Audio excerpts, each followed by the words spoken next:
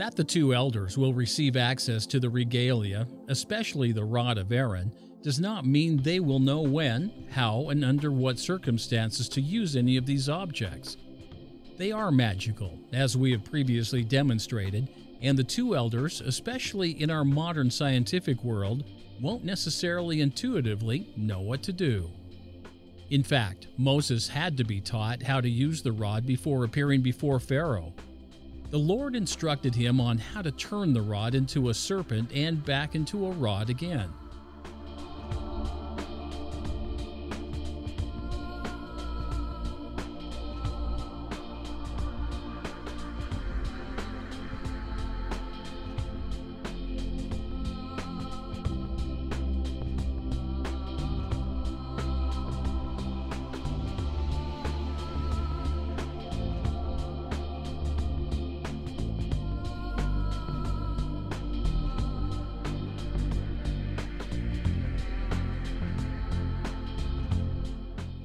For each of the plagues, the Lord first instructed Moses when to use the rod and what the effect would be.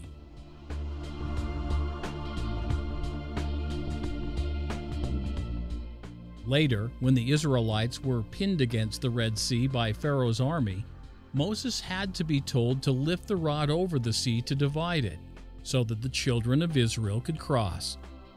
Moses did not know that this was possible.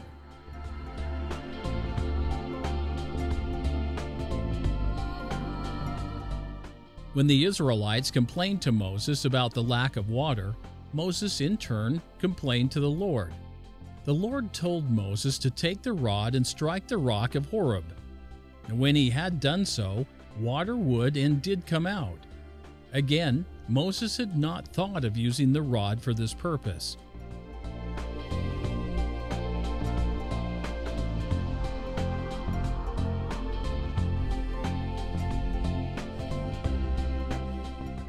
Whenever Moses used the rod for miraculous purposes, he first had to receive instruction from the Lord.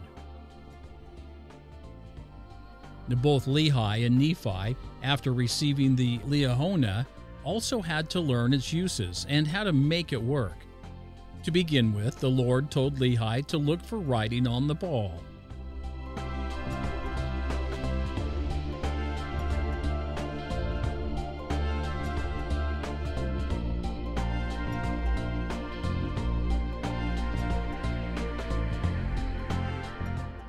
Nephi observed that the pointers in the ball only worked according to the faith and diligence and heed given it. But he learned this only after using the ball. It did not come with instructions. This pattern of ignorance and not understanding the workings of these magical instruments continued into our dispensation. When Oliver Cowdery was given the rod of Aaron and told he could use it to translate ancient records, he failed in his efforts. The Lord informed the second elder and the second Aaron that he failed due to the fact he didn't understand how the rod worked and how the translation process was supposed to operate.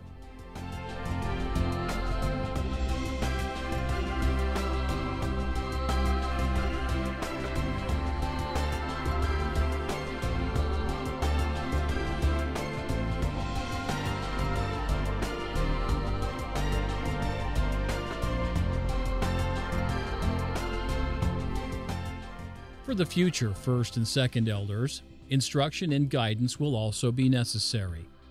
They will need to know how and when to use the rod and for what purpose.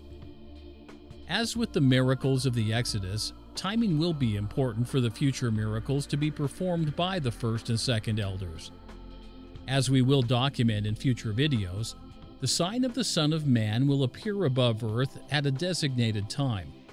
This means that the command to the planets must also occur at designated time. Like the Lord telling Moses when to raise the rod for each plague and miracle, the Lord also will have to tell the first elder when to raise the rod, when to command the planets, and when to perform the other miracles of the second coming.